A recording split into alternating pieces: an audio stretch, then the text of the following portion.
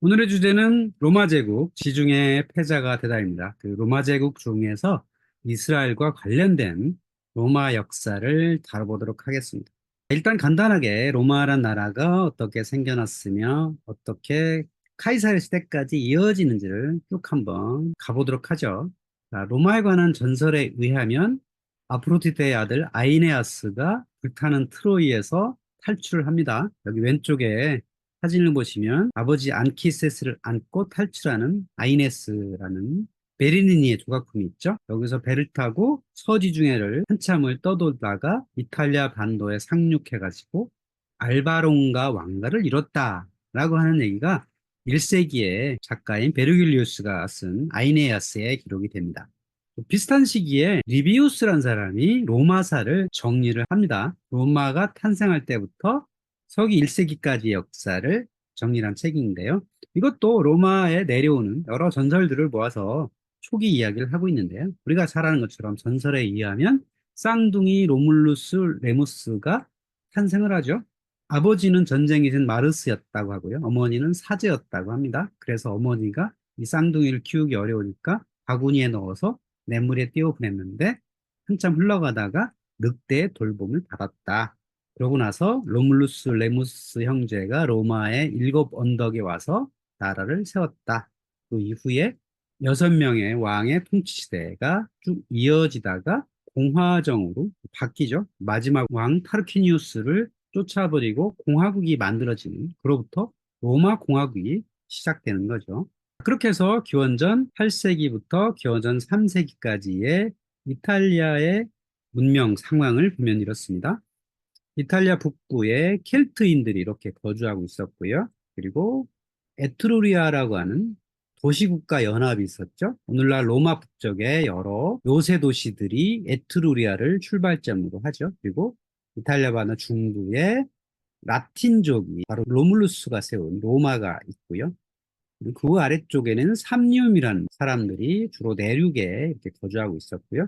더 남부로 내려가면 해안가에 주로 그리스인들의 식민지가 있었습니다. 로마인들을 여기를 마그나 그라키아라고 불렀고요. 더 남쪽에 가면 시칠리아 섬이 있죠. 그 시칠리아 섬 서쪽에는 페니키아인들의 도시가 있었고 동부 지방에 그리스인들이 도시가 이렇게 있었습니다. 기원전 3세기까지 이런 그림이 있었고요. 그 다음에 일어난 일은 서지중해 패자였던 카르타고와 이탈리아 반도를 통일한 로마가 패권을 겨루는 호인이 전쟁 시대가 되죠. 1차, 2차, 3차에 걸쳐서 북아프리카에 거점을 두었던 카르타고와 이탈리아 반대 로마가 전쟁을 겨루죠. 이때 가장 유명했던 사람이 2차 전쟁의 인물 한니발이었죠. 그래서 이 싸움의 결과 서지중해가 로마의 땅이 되는 거죠. 자, 이제 동부지중해로 로마가 건너갑니다. 맨 먼저는 마케도니아와 싸워가지고 발칸 반도가 로마 땅이 되고요. 그리고 소아시아 반도도 이렇게 로마 땅이 됩니다. 동부지중해에 남아있던 여러 나라들은 저기 흑해 쪽에 폰투스 왕국이 있었고 유대 왕국이 있었죠. 그리고 이집트의 프톨레마이오스 왕조가 이렇게 있는 상태가 동부지중해입니다. 이 동부지중해에 로마 공화국의 인물이 가지고 패권을 겨루게 되죠. 그때 등장한 사람이 폼페이우스라는 사람이죠. 그나이우스 폼페이우스 마그누스라는 사람인데 이 사람은 아주 젊어서부터 이름을 날린 천재로 유명했습니다. 로마 공화국에는 뛰어난 인물들이 많았지만 폼페이우스만큼 젊어서부터 두각을 나타내는 사람은 아주 드물어요. 워낙 집안도 좋았을 뿐더러 본인이 갖고 있었던 탤런트도 상당히 뛰어났던 것 같습니다. 23살 때 이미 군단을 모아서 마리우스라고 하는 공화국의 인물을 이끌던 마리우스파를 제압을 했고요. 29살 때 집정관 대리로 이름을 붙여서 히스파니아를 원정을 합니다. 당시에 군사령관이 되려면 집정관을 맡은 다음에 그 집정관을 끝낸 이후에 보통 하게 되거든요. 그럼 집정관이 보통 뭐 30대 후반 이때 하거든요. 40세 정도는 돼야 집정관 대리로 사령관이 될 수 있었는데 벌써 29살 때 특례를 받아가지고 사령관이 돼가지고 히스파니아를 원정 가서 쪽을 패권을 다지게 되고요. 40세 이미 지중해 해군 전권을 받아가지고 지중해 해적을 3개월 만에 소탕합니다.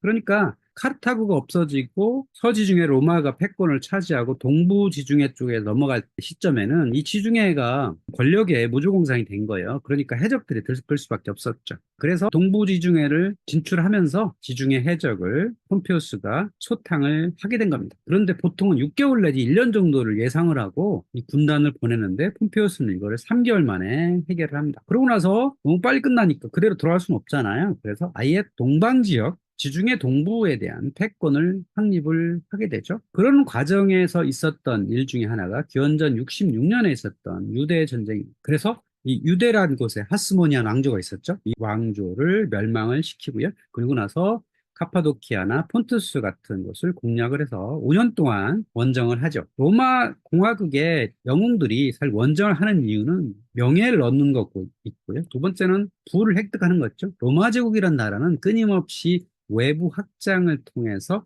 부를 얻는 그런 체제였거든요. 특히 동방 지역에 잘 산단 말이에요. 부를 가진 사람들이 많기 때문에 알렉산드로스의 후예들 갖고 있었던 여러 나라들을 이제 폼페우스가 정벌을 하면서 엄청난 부를 얻어오게 되는 겁니다. 그렇게 해서 폼페우스에 의해서 하스모니안 왕조가 멸망을 하게 되죠.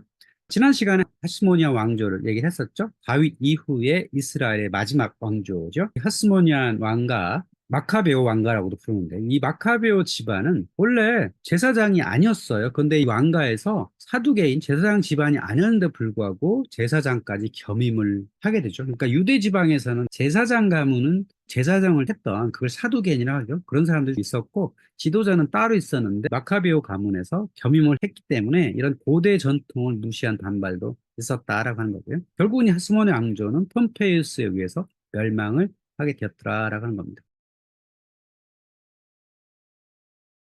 자, 그러면 로마 제국 역사 중에서 아주 유명한, 어쩌면 가장 유명할 수 있는 이 삼두 정치를 얘기 안 할 수가 없죠. 폼페우스가 맨 먼저 두각을 나타냈습니다. 벌써 40세 군사령관을 해서 동방원정을 다녀옵니다. 45세쯤 되면 부와 명예를 다 거둔 자가 되었죠. 그리고 당시에 가장 돈을 많이 돈이 가장 많았던 사람은 크라수스라는 사람이죠. 그러니까 당시의 공화국은 민회에 의해서 집정관을 설출하고 원로원에 의해서 추인되는 이런 체제였죠. 그러다 보니까 민회에다가 어떻게 영향력을 행사하느냐에 따라서 권력이 오는 그런 구조였던 거죠. 그래서 이 세 사람이 어떻게 하면 민회를 마음대로 움직여서 내가 원하는 사람을 집정관을 올릴 것이냐 이런 공작을 한 겁니다. 이게 바로 삼도 정치라는 거예요. 당시에 카이사르라는 사람이 가장 경력도 없고 돈도 없는 사람이었어요.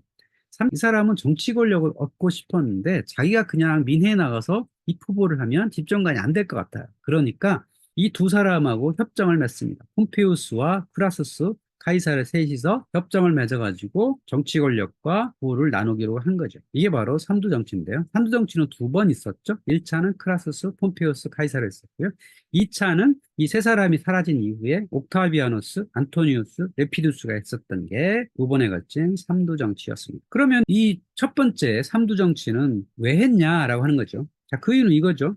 의사결정 최고기구는 민회였어요. 근데 민회라는 게 어떤 그 힘 있는 자에 휩쓸려요. 돈이 많은 자에 휩쓸리고 때로 매수가 되기도 하고요. 그러니까 민회라는 게 1인 1표가 아니거든요. 그래서 어떤 구역의 1표예요. 그러다 보니까 그 구역의 어떤 리더가 이쪽으로 가자 그러면 이쪽 가는 거예요. 그래서 이거를 내 편으로 끌어오기 위한 방법으로서 이걸 조종하고 원하는 바를 달성하려는 정치 책략을 이 카이사르의 머리에서 나오게 된 겁니다. 그렇게 해서 그 원로원이라고 하는 최고 의결기구 여기와 대립을 해가지고 내가 원하는 권력을 얻기 위한 정치 연합을 하게 됐던 거죠. 그럼 세 사람은 구체적으로 어떻게 연합을 했냐라고 보면 이렇습니다.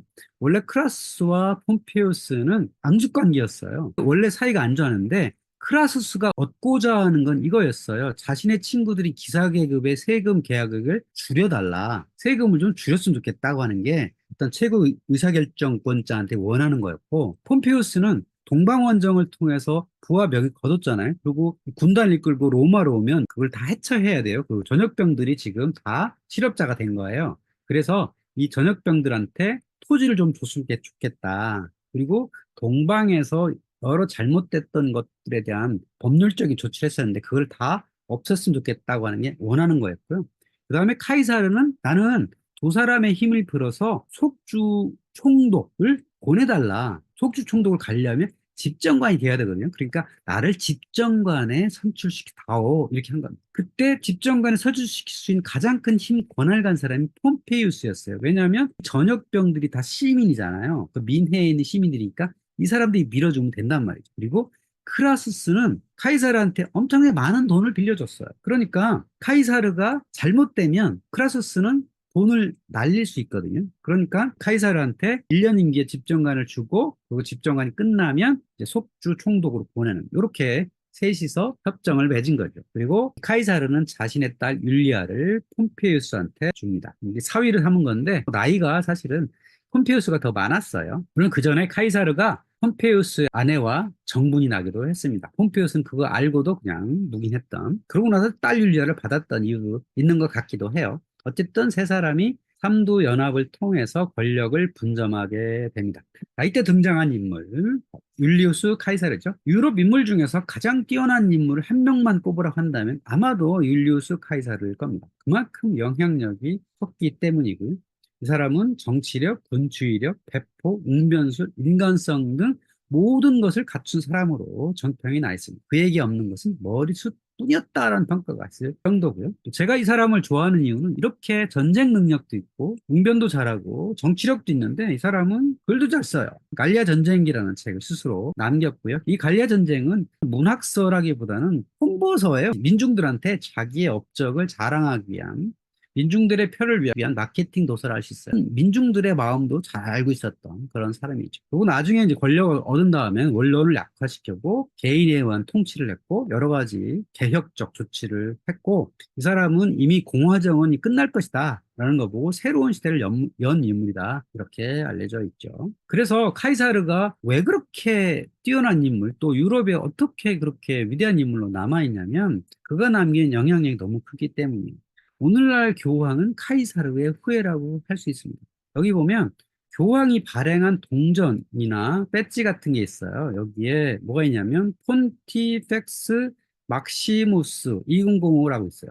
이게 뭐냐면 최고 제사장이란 뜻입니다. 여기도 있죠. 폰티펙스 막시무스 요하네스 23세. 여기도 폰티펙스 막시무스 이렇게 있죠. 이게 교황이 발행한 거예요. 그런데 이건 로마 시대의 최고 제사장의 이름이었습니다. 그러니까 지금 로마 교황은 카이사르가 했던 후예라고 할 수 있죠. 카이사르는 종신직 최고 제사장이었습니다. 그러니까 당시에 폰티펙스 막시무스는 종신직이었다고 하는 겁니다. 또한 카이사르는 신과 비교되는 제왕의 대명사예요.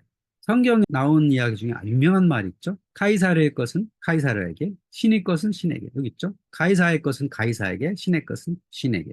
그러니까 물질은 가이사에게, 영혼은 신에게. 이런 뜻이라 할 수 있겠죠. 이만큼 신과 비교되는 인물이라고 하는 거고. 카이사르는 또 제왕의 대명사가 있죠. 어떻게 제왕의 대명사냐? 서기 800년 샤를마뉴가 서로마 제국 황제관을 쓰니 그러니까 유럽에 있었던 로마 제국 황제는 다 카이사르라 불렸습니다. 그래서 19세기, 20세기의 여러 제국의 황제들도 이렇게 카이사르라 불렀죠. 여기 독일의 카이저 비렐름이세 있죠. 카이사르가 카이저가 된 거죠. 독일어로 가면 카이저가 됩니다. 자, 오스트리아의 카이저, 프란츠 요제프 1세가 있죠. 러시아는 카이사르를 짜르라고 불렀어요. 알렉산드로 2세. 그러니까 카이사르는 말하자면 왕이라고 번역되는 거에 대명사라고 할 수 있겠죠. 그만큼 카이사르라는 이름이 유럽에서 대단했다고 하는 겁니다. 자, 이제 카이사르 얘기를 더 해보면 카이사르가 집정관을 1년 한 다음에 오늘날 프랑스 지역인 갈리아 총독으로 가죠. 그래가지고 여기서 프로콘술 자격으로 5년간 갈리아 총독을 부임한 다음에 여기서 8년 동안 갈리아를 정벌을 합니다.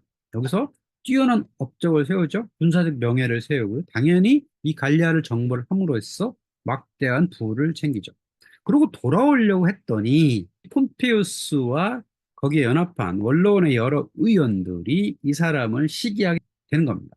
그래서 갈리아에 있었던 모든 병사들 다 내려놓고 돌아와라 라고 원로원 공고를 합니다. 원로원 공고라는 게 사실 법이에요. 그러니까 법을 따라야 되는 거죠. 그런데 만약에 병사를 다 내려놓고 돌아오게 되면 그동안에 얻었던 자신의 명예는 땅에 떨어질 위기에 처한 거죠. 그래서 이거를 참지 못하고 아예 군사를 이끌고 당시의 국경이었던 루비콘강을 건넌 것, 어찌 보면 반역자로서 로마 내에 진입을 하는 거죠. 이게 바로 주사위는 던져졌다라고 하는 그 유명한 말이 나온 그겁니다. 그림에 있죠. 루비콘이라고 하는 아주 조그만 냇가인데 여기가 국경이에요. 여기를 건너면 반역자가 되는 겁니다. 혼자서 건너면 괜찮지만 병사들이 이끌고 건너면 반역자가 된다. 그래서 이때부터 내전이 벌어지게 되죠. 그래서 여러 경쟁자들을 물리치고 히스파니아 가서 또그 폼페이우스의 아들들을 물리치고 나서 이제 카이사르와 폼페이우스가 본격적인 대결을 벌입니다. 여기 지도를 보시면 로마를 비롯한 이탈리아 반도와 서쪽은 카이사르의 패권 영역이 됐고요. 그 시대에 폼페이우스는 동쪽으로 도망을 가가지고 자신의 패권 영역을 차지합니다. 그러니까 폼페이우스는 왜 그렇게 단시간에 이 지중해 동부 지역의 패권 영역이 차지했냐면 유대 정벌할 때 있었잖아요. 유대 정벌한 다음에 5년 동안 이 동방 지역을 정벌했기 때문에 여기에 상당히 많은 부가 쌓여 있었고요. 이미 자신을 따르는 병사들이 많이 있었던 거죠. 그래서 쉽게 동방 지역에서 패권을 확보하게 됩니다. 몇 년 동안 카이사르와 폼페이우스가 서방 지역과 동방 지역에 패권을 갖고 있었죠. 하지만 하늘에는 태양이 두 개가 있을 수 없겠죠. 그래서 결국은 두 영웅은 파르살루스라는 곳에서 전투를 벌이게 됩니다. 오늘날 아테네에서 한 북쪽으로 한 2, 300km 정도 올라가면 파르살루스 평원이 있거든요. 거기서 두 사람이 만나서 전투를 벌이게 됩니다. 당시에 여기 빨간색으로 되어 있는 폼페이우스 편은 보병이 47,000이고 기병이 7,000명이었고요. 카이사르는 22,000이고 기병이 1,000이었습니다. 이렇게 보시면 보병은 절반이고 기병은 7분의 1이죠. 알렉산드로스의 모루와 망치 전술이 있었죠. 자, 그것대로 하려면 모루는 보병으로서 적을 막아내고 기병이 망치 역할을 해야 되는데, 자, 문제는 기병이 강해야 된다는 거죠, 이때. 근데 이렇게 보면 보병과 기병의 절대적인 열세예요. 그러면 모루와 망치 전략을 누가 써야 돼요? 결국은 폼페이우스가 써야 되겠죠. 폼페이우스도 알렉산드로스의 전략을 모를 리가 없는 거니까요. 자, 그럼 카이사르 편에서는 어떤 전략을 써야 될까? 자, 두 사람이 어떤 전략을 써서 할 것인가 한번 보도록 하죠. 자, 다음 장면입니다. 자, 위에 빨간색은 폼페이우스의 캠프고요. 아래 파란색은 카이사르의 캠프입니다. 아, 폼페이우스는 뭘 해야 되죠? 모로 방치 전략 해야 되겠죠. 강력한 기병을 써서 적의 기병을 물리친 다음에 여기 기병이죠. 여기 라비에누스라고 하는 폼페이우스 기병이 이렇게 있고요. 카이사르 기병은 보니까 박스가 3개밖에 없죠. 폼페이우스는 8개가 있고요. 그러니까 압도적으로 기병이 앞서죠. 그러니까 이 폼페이우스의 기병은 당연히 카이사르 기병을 물리친 다음에 뒤로 돌아서 카이사르의 보병은 이렇게 치면 되겠죠. 자, 그러면 카이사르는 이때 어떻게 했을까요? 그대로 당연히 폼페이우스 기병한테 당하게 되겠죠. 그래서 뭘 했냐면 적의 기병을 기만하는 겁니다.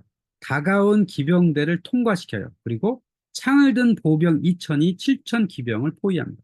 여기 창을 든 보병 2천 명이 숨어 있다가 적의 기병이 공격을 할 때 긴 창을 들고 숨어 있다가 반격을 하는 겁니다. 긴 창을 든 보병을 기병이 이기긴 어렵죠. 그래서 폼페이우스 기병들이 완전히 혼란에 빠지게 된 겁니다. 그 전에 중무장 보병을 먼저 전진시켰죠. 공간을 없앤 겁니다. 이 사이를 기병들이 들어오지 않도록 없앴고요. 결국 폼페이우스 기병이 없어지니까 카이사르의 적지만 1,000명의 기병이 적의 뒤를 돌아서 결국 모르고 망치 전략을 카이사르가 쓸 수 있었던 겁니다. 결국은 이 전투에서 카이사르가 압도적 승리를 거두게 됩니다. 이 전투에서 패한 폼페이우스는 도망을 칩니다. 어디까지 도망치냐면 동방 지역에 자기의 근거지를 찾아 도망을 치다가 알렉산드리아까지 갔어요. 알렉산드리아는 당시에 프톨레마이오스 왕조가 살아있었죠. 거기에 클레오파트라라고 하는 여왕도 있었고요. 그쪽으로 도망을 쳤는데 폼페이우스가 상륙을 하자 카이사르한테 패하고 도망쳤다는 걸 알았기 때문에 폼페이우스를 죽여요. 클레오파트라, 근대 유럽인에게 성적 놀림감이 되었던 이유. 그녀의 코가 조금만 낮았어도 역사가 바뀌었을 것이다. 그녀가 미모로서 영웅들을 사랑을 했다. 만약에 그녀가 그렇게 아름답지 않았더라면 다른 역사가 있었지 않았겠느냐. 뭐 이렇게 얘기하는 겁니다. 이게 바로 성적 놀림감이 되었다는 거죠. 폼페이오스를 쫓아서 카이사르가 왔죠. 카이사르 만나게 되고 둘이 4년간 같이 살죠. 그리고 카이사르가 죽은 다음에 안토니우스와 결혼을 하게 되고요. 한참 후에 악티움 해제는 폐업하고 기원전 30년에 자살로 생을 마감을 한 비운의 여인이죠. 프톨레마이오스 왕가를 지키다가 끝까지 버티다가 사라진 여인이라고 할 수 있겠습니다.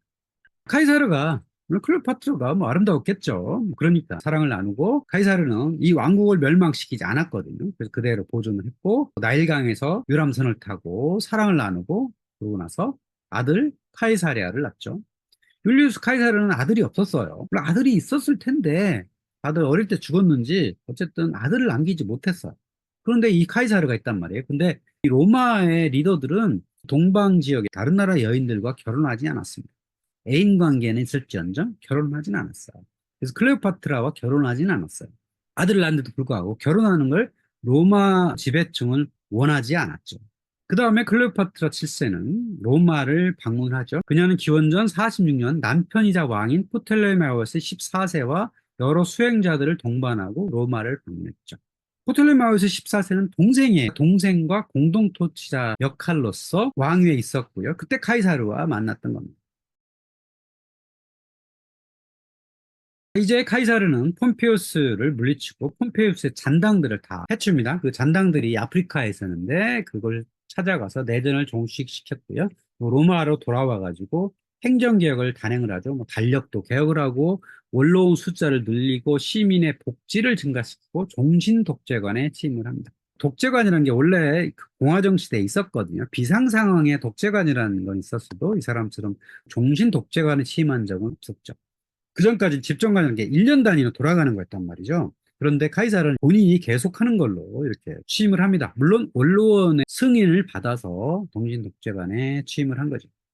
3년 정도 종신독재관에 앉아서 여러 내정 계획을 하고 나서 나중에 파르티아라고 하는 그 페르시아의 후신이죠. 거기를 공략하러 준비를 하다가 3월 15일에 폼페이우스 극장 앞에서 암살이 됩니다. 그때 남겼다고 하는 아주 유명한 말 있죠. 브루투스 너도냐. 이 브루투스라고 상상되는 사람이죠. 이 사람은 20년간 공개된 사이였던 세르빌리아의 아들이었어요. 그러니까 세르빌리아와 20년 동안 애인 사이였는데 그 애인의 아들이었던 거죠. 자기 아들은 아니었던 것 같고요.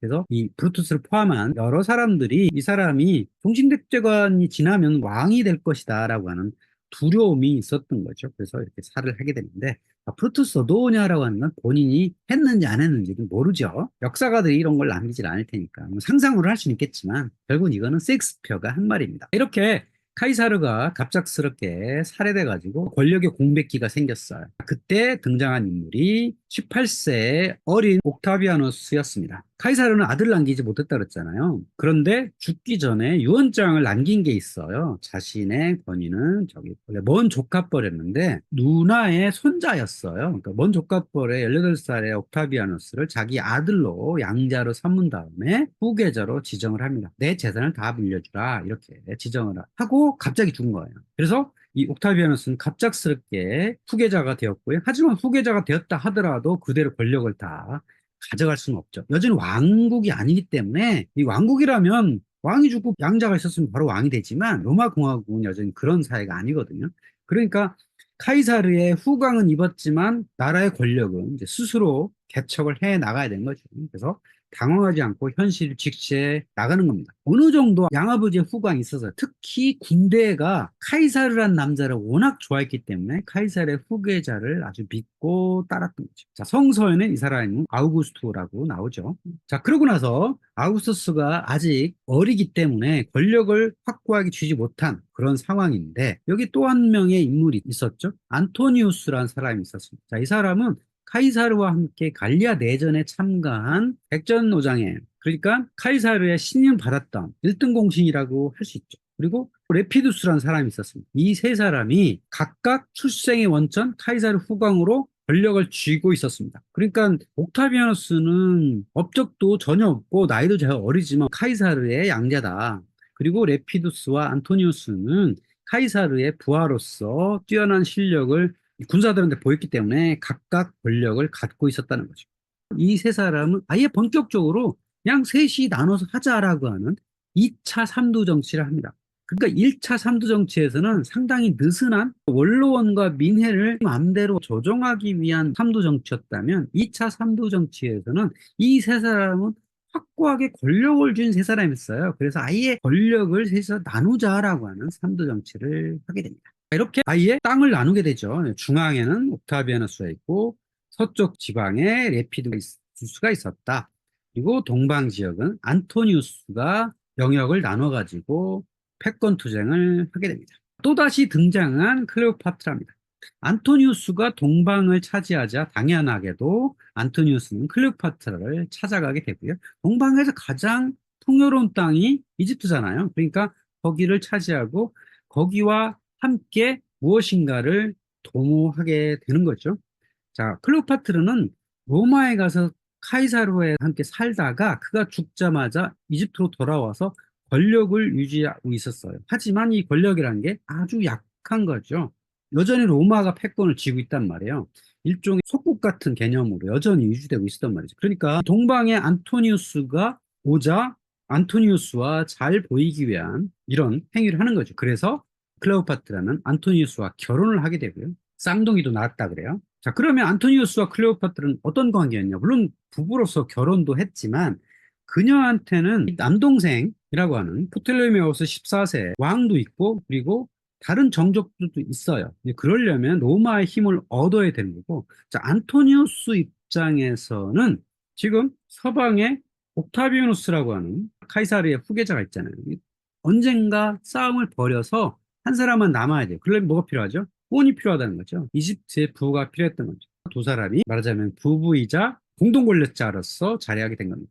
이제 옥타비아누스와 안토니우스가 싸우게 되는 거죠. 안토니우스가 동방의 군사들을 모아가지고 이탈리아로 공격하기 전에 이 악티움이라는 곳에서 일전을 벌이게 된 겁니다. 그 유명한 기원전 31년에 있었던 악티움 해전입니다. 옥타비아누스는 원래 군사적 능력이 좀 약했어요. 몸도 약하기도 했고 경험도 없었고 그래서 아그리파라고 하는 기사계급 출신의 장군이 옥타비아누스 군을 지휘하게 되죠. 여기 빨간색은 아그리파가 지휘하는 옥타비아누스 군이고요. 여기 자주색은 클레오파트라와 안토니우스가 지휘하는 동방 군대가 싸우게 되죠. 이 싸움의 결과 악티움 해전에서 클레오파트라가 먼저 도망치는 바람에 안토니우스도 따라가게 되고 결국 이 해전에서 패하게 됩니다. 악티움에서 도망쳐서 클레오파트라와 안토니우스는 알렉산드리아로 돌아오게 되죠. 옥타비아누스는 그 둘을 살려줄 수는 없잖아요. 그래서 이집트로 상륙을 해가지고 안토니우스를 죽이고 그 상황을 봤던 클레오파트로는 자살하는 것으로 알려져 있습니다. 여기 장 바프티스트 코틀리라는 사람이 그림인 클레오파트라 죽음이라는 게 있죠. 뭐 전설에 의하면 뭐 뱀에 물려서 죽었다라고 하죠. 결국은 클레오파트라는 죽게 되고 프톨레마이오스 왕조는 300년 동안 유지되다가 사라지게 되고요. 이집트는 아우구스투스 왕제 직할 속주로서 이후 로마에 식량을 공급하는 빵 공장 역할을 하게 됩니다. 제국의 건설자 아우구스를 잠깐 다루도록 하겠습니다. 자, 카이사르의 유언장에서 후계자를 출발하죠. 제2차 산두정치를 거쳐서 안토니우스와 최후의 대결을 했고 클레오파트라와 토텔레마우스를 종말시킨다. 그리고 내전을 종식하고 제1인자 프린캡스가 됩니다. 이 사람을 초대 황제라고 번역을 하는데요. 사실은 이 황제란 말고 잘 어울리진 않고요. 초대 원수 정도로 번역하는 게 좋습니다. 로마 1인자 그리고 사령관 엠퍼러 역할을 주로 했던 사람이라 할 수 있고요. 원로원은 그에게 아우구스투스라고 하는 존엄한 자라는 별칭을 주게 됩니다. 원래 이름은 옥타비아누스였죠. 그러다가 원로원에 의해서 아우구스투스라는 이름을 받은 이후에 아우구스투스라는 이름으로 가게 됩니다. 그러니까 로마 제국 황제는 카이사르라는 이름도 있었고 아우구스투스라는 황제 이름이 두 가지가 병영해서 후대까지 이어지게 됩니다. 자, 아우구스투스의 가장 큰 과제는 후계자 선정이었어요. 왜냐하면 아우구스투스도 아들이 물론 있었겠지만 다 일찍 죽었는지 없어요. 남은 건 딸 율리아 뿐이었습니다. 이 외동딸을 활용해서 후계자를 정하려고 노력을 합니다. 그때 첫 번째 후계자는 마르켈루스였습니다. 그러니까 이 마르켈루스는 조카예요. 두나 옥타비아의 아들이었고 안토니우스의 의붓아들이었습니다. 그러니까 마르켈리우스와 애동딸 율리아가 결혼을 하게 되면 여기 후세가 나올 거 아니에요. 그러니까 완벽한 가문이 만들어지겠죠. 그래서 18세에 율리아와 결혼을 시켰고 그리고 19세에는 원로원 의원이며 아이딜리스 재무관이라고 번역을 하는데 재무관으로 선출시킵니다. 그러니까 19세에 재무관이 되고 그러고 25살 때 집정관을 하고 30살에 속주 총독이 되고 이런 식으로 경력을 밟아나가면 후계자가 될 것이다 이렇게 생각을 했죠. 그런데 갑자기 사망을 합니다. 당시에는 워낙 의료기술이 빈약했기 때문에 이렇게 죽는 일이 많았죠.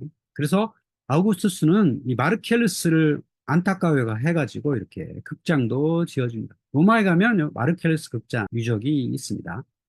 외동딸 율리아는 상당히 불우한 인생을 살게 됩니다. 18살 때 마르켈루스와 결혼을 하는데 마르켈루스가 2년을 사망을 하죠. 그러고 나서 18세 때 42살의 아그리파한테, 원래 아그리파는 결혼을 해 있었는데 이혼을 하게 한 다음에 율리아와 결혼하도록 강제로 시켰어요. 근데 어쨌든 강제로 결혼했지만 둘 사이는 나쁘지 않았어요. 아들 셋하고 딸 둘을 낳았습니다. 그러니까 아들 셋 중에서 후계자가 나오면 되겠다 이런 생각이 되잖아요. 근데 생각보다 그렇지 않았습니다. 이 아들 셋이 줄줄이 죽게 되고 딸 둘 중에서 후계자를 보게 됩니다. 8년 후에 아그리파는 50세에 사망을 하게 되고요. 8년을 산 다음에 또 티베리우스하고 재혼하도록 또 지시를 하게 되고요. 근데 이 둘 사이는 사이가 상당히 나빴습니다. 5년 후에 티베리우스가 사실상 이혼을 하게 되고, 그러고 나서 수많은 남자와 연문설, 음란함 그래가지고 이 티베리우스한테 유배 및 살해가 되게 됩니다. 결국은 최종 후계자가 누가 되냐면 아구스투스 자신의 혈통은 후계자를 삼지 못하고 24살의 옥타비아누스는 19살의 리비아랑 결혼을 합니다. 리비아라는 여자는요, 클라우디우스 가문이라고 하는 대단히 명망이 있었던 가문 출신이었어요. 그래서 이 명망가와 결혼을 함으로써 자기의 재위를 안정시키려 했었던 것 같습니다. 근데 이 리비아는 이미 티베리우스라는 아들이 있었고요. 또 한 명을 임신 중인 상태에서 재혼을 한 겁니다. 그것은 율리우스 가문과 클라우디우스 가문이 결합된 것을 의미하고요. 결국은 아우구스투스는 자신의 혈족은 후계자로 참지 못하고 리비아가 데리고 왔던 티베리우스를 후계자로 삼을 수밖에 없었습니다. 그 전에 외동딸 율리아와 티베리우스 클라우디우스 결혼을 시켰는데 여기서는 후계자가 탄생하지 않았어요. 결국은 옥타비아누스가 늙어서 후계자로 인정할 수밖에 없었던 건 바로 티베리우스라는 사람이죠. 성경에는 디베리오라고 하는 사람도 등장을 하게 됩니다.